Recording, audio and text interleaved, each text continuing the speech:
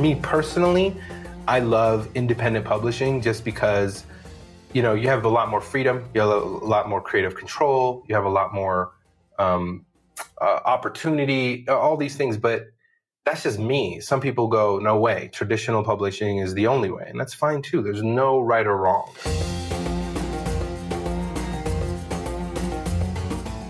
Hi friends, this is Read and Write with Natasha podcast.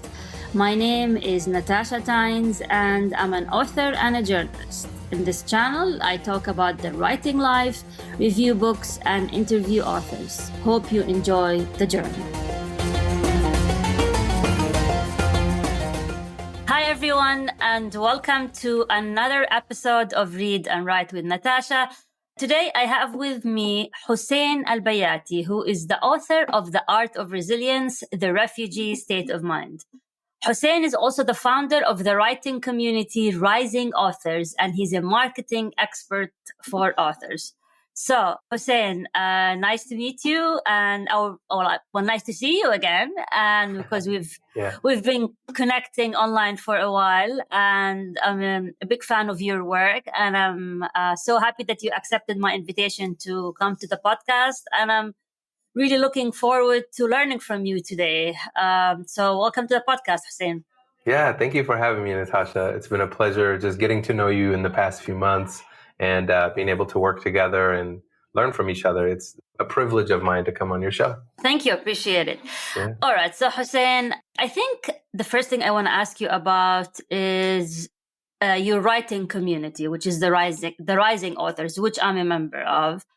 And if you can tell the viewers or the listeners about building community and the importance of building community. So just if you can tell me about your community and why do we need to be part of a community, or why do we need to build our own community? Yeah, I think, I'm a believer personally. I love people. I think no matter what business you're in, no matter whatever it is you're doing, it's a people game. So a lot of people think, oh, you're in the publishing industry. I say, no, you're in the people industry. If you are in the selling car industry, you're in the people community. Like everything really comes down to people and how we interact with one another, and hasn't changed since the beginning of time. Whether you call it tribes, community, neighborhoods, Yelp, Facebook, MySpace, all LinkedIn, whatever you call it, it's really about gathering people with familiar state of minds, right?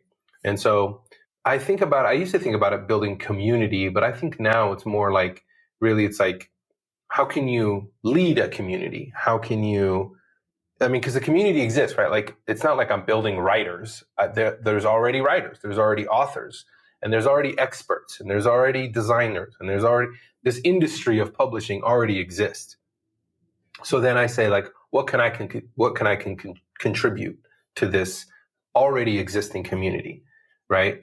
And then I would invite them to this space. Like, if I were to think about my Rising Author community as a party, it's an invite to this party that you can meet and mingle and, figure out new ways to dance and all these kinds of things, right? So I look at it as like, what can I offer people that are like-minded in this space and that would make me different? And then I would have the ability to be able to connect people, right? So a lot of people think you need to lead the community. I say, no, be a connector in your community. And so what that means for me, I learned a lot of these things from my father, and the way we grow up, as Muslim Arabs in America, whatever, it could be just Arabs, not necessarily Muslims, right? But we're very community oriented in general. Like, we love our gatherings, we love our, Eids and the Ramadan, all of these things. And I love that about my culture. And I feel like that was kind of missing when I grew up in America, was that like it was always sport related or bar related or something like that. And I just, for me personally, when I started Rising Authors, it was actually after I got laid off. And I knew there was just this missing element of, it felt like there was competition between a bunch of different people in the industry, and then all these people who needed help, who didn't care about the competition. So I figured, look, if you don't care about the competition and want to collaborate and then make room for each other to work together, because there's something I'm good at that someone else is not good at, and then vice versa. So I said, you know what? Let's put everyone together. So this community has authors, business authors and nonfiction authors, and some fiction authors as well. And then experts who can help those authors. So designers, whatever, so it's kind of like if you will, a miniature version of Upwork, but just for authors, right? It's more specified. And so people can go on there, and I'm sure you've seen this too on the community. We can share about our books. We can share things that do work and don't work. We can share that we need help with something specific. And when we share those things, then other people in that community don't like, oh, I know exactly what you're struggling with. Here's how I did it, right? Or here's how I can help you. And this is how much I charge. And everybody in that community is obviously taking their craft very serious, right? They're obviously experts in their own field. And so it's not like you have to go around the internet to go look for someone that has, that is validated. You come to this community and you get the support and build the trust. And then you can ask that person for help. You can ask that person for work or whatever it may be. So that's really what I wanted to build a community for. And of course, I get the benefit out of it, right? I get the benefit of being able to connect people, which is what I love. I love being a connector, facilitator. And then if work comes my way for marketing or anything like that, fantastic. But I build trust first and I give first. And then I try to reap the benefits later, whatever they are. So what are the themes that they mostly discuss in your community? Yeah, we discuss all kinds of things, everything from editing a book to marketing a book or marketing an author or, how to structure your book, layouts, all these kinds of things. We've invited guests that have talked about a variety of different things. There's guests who help ghostwriters and editors. There's guests who help authors with specific things. So it really ranges, which is kind of cool because there's not one space that I found on the internet. There are communities on LinkedIn, but it's predominantly just writing and it's just people promoting their service or product. But here is really more like collaborative and informative and creating resources. So there's a whole resource area where, I use this email template. You guys should use it too. I use, you know what I'm saying? So it's like, sometimes it's about, talking about LinkedIn and how to optimize your LinkedIn profile. Sometimes it's about how to post on LinkedIn and how, for authors who don't have time to go look for this kind of stuff everywhere. They want to come to one place and learn from experts. And, again, whether we invite experts, whether we have podcast episodes, whether we have whatever, this is something that I want to really start encouraging authors and experts like yourself. Like there's a lot of people who have a podcast show and I'm like, post it to the community. Let us all learn from this opportunity, right? It's for everyone. It's not just for me. It's not just for experts. It's not just for authors. But if we can kind of pool our resources, we can all learn from each other and you will stand out as an expert. So when something does come up, I can contact you. I can easily contact you, connect with you, and reach out to you. And that's my whole thing is like, people will go where the money is. And I always tell people like, if you are, sharing your expertise, there's trust, and trust can lead to an opportunity where you can earn some money. So how many members do you have in this community? We have roughly like 250. Wow, that's a lot. And how did you get these members? It's really not easy to, make people commit to an online community, especially when there's a lot of other distractions. How did you convince them, I guess? Yeah, I'll be honest with you. There's about half of them are authors, of the other half are experts. The other thing is, how do you convince them? I didn't need to convince them, right? So like I said, like when the whole situation with my old job dissolved, I was already sort of known doing a lot of podcasts with a lot of different authors in the expert community, and a lot of them lost their jobs. And I said, you know what? Let's come together. I just sent an invite. And I said, if you know someone that wants to join this community who needs help and support, send them the invite. And it was free. And it still is. And really, I started a Patreon. I said, hey, if you're in the community and you want to support the podcast, you want to support the community, you can sign up to the Patreon, but you don't have to. And that's kind of what made it attractive, was that like, I wasn't after people's money. I was more really just like, here's a place to connect. And if there's money exchanged, great. But I don't, it's not the purpose of this. The purpose of this is to get the information you need to publish your book or edit your book or whatever it is, right? So why was it so attractive? It was attractive because at the time, and still today, really, there isn't anything like it, right? Is that most organizations, companies, most in the hybrid publishing companies, things like that, they kind of put a barrier between the author and their work and their expertise so that like they can charge whatever, they can say whatever, right? There's all these reasons, right? But for me, I remove the veil. And to some people, that's very attractive because that creates transparency, right? I can choose who I want to work with. I can choose the designer, the publisher, or whatever doesn't choose it for me. And so for some people, that's attractive. And for some people, it's not. And that's fine. And there's still people that need some hand holding. And there's still people that want to do everything on their own. So it's just another option, if you will. And so, how is it attractive? I think it's attractive because it gets passed on. If people find value in it, which people have. So like the idea of it is, if this is valuable enough for you and it's basically costing you nothing, and if you want to support, great, then, and I'm getting enough value that I think it's valuable enough to share with a friend, that's how it spreads. So when we first built the community, like overnight, over 100 people joined. And then since then, which has been about a year, this is very difficult. For about a year, we built the next 150. And I think in the next year, 2 years, 3 years, it's probably going to grow to, let's say, it'll just compound. That's the hope, right? Because more people will come back and write more books and want to be introduced to more people and so on.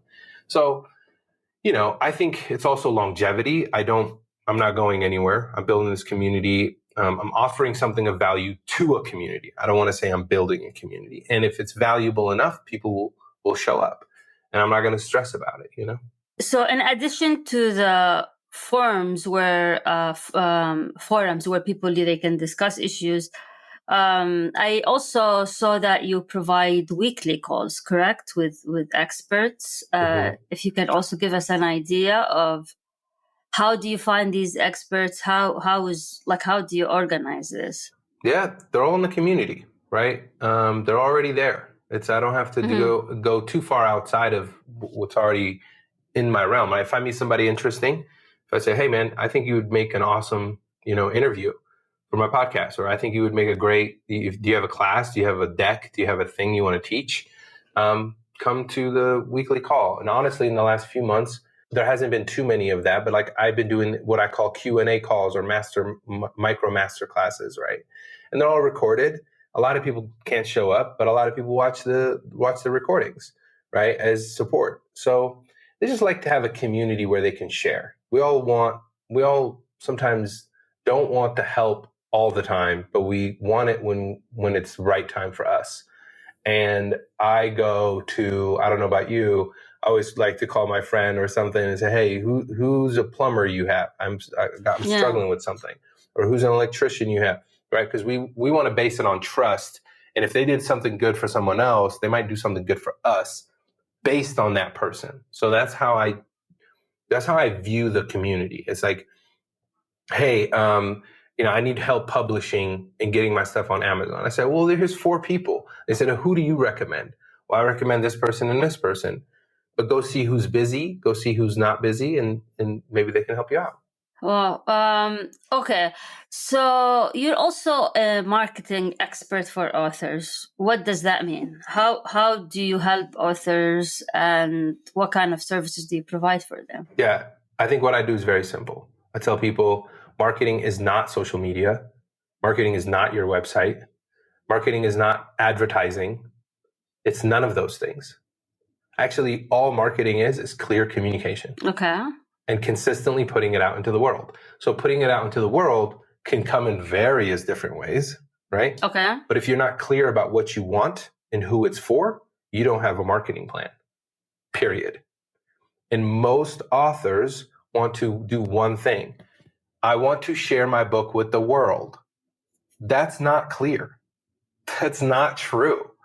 What they're actually saying is, I want to sell as many books as I can so that I can earn passive income in my sleep. Okay. Right? That's what they're actually saying. So to me, I think it's all bogus with this idea of like, I want to help as many people as I can. That's great. I know you want to help people, right? But you can help people in a variety of different ways. Getting people to read a book and expecting them to change is a high standard, right? And it's a high expectation. In fact, it's a lot of pressure on a book. However, most books that you and I have read have been given to us or have been suggested to us, or we took it out of a book that we're currently reading. Yeah. And it's based on reputation. So, and based on, that's why like all these number one bestsellers, all the games are rigged, right? So all the number one bestseller list, all the different things, they're all technically rigged. So what that means is you can buy them. Okay, so if that's the case, it doesn't matter if it's a good book or bad. It's only good. If I'm reading a book because somebody else told me it's good, that means I trust their word. Yeah. So then it becomes about whose trustworthy word am I trusting? So I take a step back and I say, well, what are you actually trying to get out of your book? Like, really be honest. I'm very brutal, like brutally honest, because I don't want to work with someone that says, I want to sell 1 million books. And I'm like, it's not going to happen. I'm sorry. Especially if you don't have a huge following, it's just not going to happen. Right? Unless you have, $1 million to put into the marketing, which is like getting it in front of people, right? And clearly communicate. Like, that's why people want big publishing deals, which don't really happen anymore. Yeah. Because that's what the publishing industry used to have. They used to be the gatekeepers, right? And then they will tell you what book to read and then disseminate that, right? So like really only 20%, maybe 15% of America reads on a regular basis. Yeah. So all of us authors, everybody is like betting on this 20% to read our book, right? Yeah. So what we should actually be doing is trying to get the 80% to read. So that's, I feel like that's kind of a problem we have, right? It's figuring out exactly what an author wants to do. And in my case, it's like, if you want consulting, coaching, speaking opportunities, then we have to figure out ways to market you and clearly articulate that through these different things, such as a website, such as like LinkedIn profile, whatever it is, right? But if you don't have that first thing locked, which is alignment with what you want, then we can't go forward. So you're saying that authors are not being honest on what they want from their books? If they think they're not being honest, that their main goal is passive income, and they're not saying it because they're afraid of judgment? Yes, 100%. Right? Why? Because I'm an author. What do I want? I want to sell more books, of course. Right? But when I got real with myself, I said, if this book can bring me more speaking opportunities, right? Because my speaking is between $7,000 to $10,000 for an opportunity. Okay. Then I'll bring you free books. Then it became about, my book is a gift. I'm going to share it with who wants to read it, who I think can read it, and who I think can bring me an opportunity. So I started thinking about my book to market me, not me marketing my book. Right. And that's that twist. That's the twist. And because I got clear about what I want and I got real about what I want, then I said, okay, the best way to spread that, because at a speaking event, there's 150, 200 people. Yeah. I'll give you my $5 book. Those 200 people, only 20% of them are actually going to read the book. I know that. Right. Yeah. And then they're going to spread it. I can't tell you how many people reach out to me, email, whatever. And they say, oh my God, it's random people. Oh my God, I just read your book. I got it from so-and-so. It's helped me so much through this thing or whatever. Right. And that's great. And it was given to them for free. That's fine. Ultimately what I want is 5 speaking engagements a year. Right. Like I'm very clear about what I want from it, and to help me with my credibility to work with authors. Okay. Right. Because I know how to get the speaking engagements. I've rejected speaking engagements. So if I'm able to do that, then I can teach someone else to, right? So since you're like a book expert and a book marketing expert, and you've been in the publishing field or the book marketing field for a while, what are the trends now when it comes to book publishing versus, because you mentioned the big publishers versus the small publishers versus the self-publishing. Where are we headed when it comes to publishing and selling books? Yeah. The number one thing I would say is, if you have an audience, as you grow an audience, and an audience is built around something they want. So like, for example, there's a lot of people interested in many different topics in many different genres, right? Look at Ryan Holiday, for example. He just chose stoicism and he writes and preaches and all he talks about is stoicism, right? The same thing you can do about Islam, Buddhism, whatever. You can literally do the same thing about any kind of genre, right? Yeah. But if you do enough content, right, which content you're putting out this content about this topic, and it just so happens to be that you write about this, that you have a Substack about it, that your LinkedIn profile is all about it, and it's really what people are interested in, then you will garner an audience. As you grow an audience, the publishing industry, the old traditional, will take notice. So if I have millions of people following me on YouTube, I promise you the traditional publishers will come to me and say, hey, do you want to publish a book with us or a series of books with us? We'll give you this kind of money. We'll do this for you. We'll do that for you. And you'll write a book. Great. What they're betting on actually is not me. They're betting on my audience that will pay for it, right? So they have already pre-existing buyers.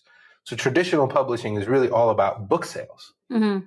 Like even the spine of a book used to be bigger, right? The spine of a book used to be bigger and books used to be filled with fluff. This is because it was how it looks on a shelf, and does it stand out on a shelf, right? So like that was part of marketing. Today, the face of the book matters more, right? Because where do we see books? Online. Online, yeah. We see them from people. It's very, I would say, granular, community-based, niche-based, right? And the best books do really well based on if the book is good. If it's really good, it will get passed on. But then it's backed up by content, supportive content, and everything like that. It's one piece of media. It's not all of media, right? Today, video is king. It used to be that books are king because that's how we digested information. Today, we don't digest information just through books. We digest it through TikTok, Instagram, YouTube, LinkedIn, right? We get bite-sized content that will lead me to the bigger piece of content, which is your book, your website, your blog, your Substack, right? So I tell people all the time, before you do any of that, what do you want? That's the key, right? So now it's like, okay, I want to sell 1 million books. That's fantastic. That's a good goal. That's not like bad or anything, right? Great. You're going to have to build a huge community. You're going to have to gather these people and get them interested in this topic. And so people like James Clear, right, whatever, they do it through newsletters. They do it through blogs. They do it through different YouTube videos. Like Ali Abdaal built a whole YouTube channel, right? And then he was offered a big deal to write a book, right? Why? Because they knew people were going to buy it, right? I bought it. Yeah. Exactly. I bought it and yeah. Exactly. But what did it tell you? Oh, it says all these, they're not necessarily writers, right? They are communicating an idea. It's just so that writing is the way to get it there. So he was communicating an idea through video, gained enough popularity. Now he's communicating the same idea through a book. Yeah. And then he does the same idea through his courses. It's the same thing. It's the same formula, but it just kind of depends on where you start. James Clear did it through a blog. The other, I forget his name now. Anyways, you see what I'm trying to say is that it's basically the same formula. It's just where you want to start in the formula, but you're going to have to fill out the rest of the formula before you get that big deal traditionally. Or you can go and write a book, publish a book like I did without any community, and then sort of build a community from there around this idea of resilience, around this idea of how to take something from nothing and build it into something. Okay. So where do you stand in terms of self-publishing versus traditional publishing? I think I don't think either of them matter. I think if you can get a traditional publishing deal and it works for you, great. Okay. But you're probably not, it's great and it works for you. That's awesome. If you want to do hybrid publishing or just independent publishing and that's what works for you, great. But it just comes back to your goals. Like, what do you want to do? Ultimately what it is that you want to take to build XYZ community that can sustain what you want ultimately. Mm-hmm. And so, some people just want to write a book and get their story out and they don't care if 10 people read it, right? Some people do it for ego. Some people do it for money. Some people do it for opportunities.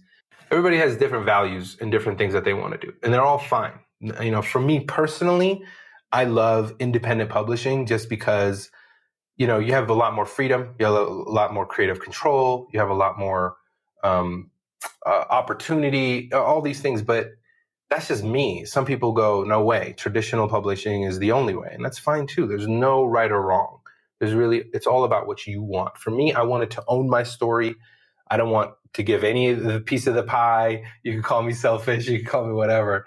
But in 10 years, if I do a good job of promoting myself and marketing myself and becoming an expert and all these things, that book will sell more and people will come back to it. Because look at The Alchemist. Look at all your favorite books were written 10, 15, 20, if not 500 years ago, right? And those books are still doing really well. Why? Why? Because classic things are actually built on the backs of authors, right? We read Ryan Holiday because we see Ryan Holiday everywhere. And I want a piece of his knowledge. And I want to associate with his knowledge. Therefore, I read his books and consume his content. But content, that's all it is. A book is a piece of content. Your videos are a piece of content, all that. So where I stand is, honestly, it doesn't matter where I stand. I stand on what makes sense for you. And for me, it makes sense to do something independently and build it around what I want. However, if a publisher came to me with a great deal in the future, it's not like I would refuse that. I would never say never, right? So that's the thing. It's like I'm open to both. But I'm also very reliant on myself and know that I'm an author marketer, not a book marketer. Okay. All right. So now we talked about the community. We talked about the marketing. If there is one platform that authors have to be on, and they only have the capacity to be on one platform, where do you think they should be? Yeah, it's a good question.